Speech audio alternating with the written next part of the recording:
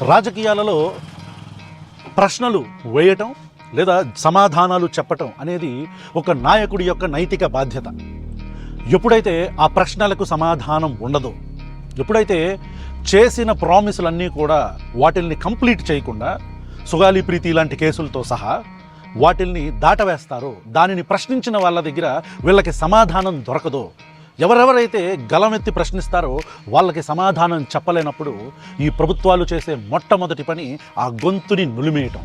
ఈరోజు ప్రశ్న నుంచి మాట్లాడుతున్న రావణ్ణి కూడా అరెస్టు చేద్దామని ఈ ప్రభుత్వం ఆలోచిస్తుంది. దానికి ముఖ్య కారణం ఉప ముఖ్యమంత్రి పవన్ కళ్యాణ్ అనే వ్యక్తిని ప్రశ్నించటమే అని మాకు తెలిసింది. ఈరోజో రేపో మ్యాక్సిమం అరెస్ట్ చేయొచ్చు. కానీ ఎందుకు అని మీకు ఒకవేళ ప్రశ్నలు వస్తే, ఈ పవన్ కళ్యాణ్ అనే వ్యక్తి ఉప ముఖ్యమంత్రిగా ఎలాంటి నీచ రాజకీయాలు చేయిస్తున్నాడు అనేది ఈరోజు 8 గంటలకి లైవ్లో నేను మీకు చెప్పబోతున్నాను. అసలు అరెస్ట్ దాకా వెళ్ళటానికి ఒక ప్రోపగండాని ఎలా సెట్ చేస్తున్నారు, ఒక నెరేటివ్ని ఎలా బిల్డ్ చేస్తున్నారు అనేది ఈరోజు 8 గంటలకి మీకు లైవ్లో చెప్పబోతున్నాను.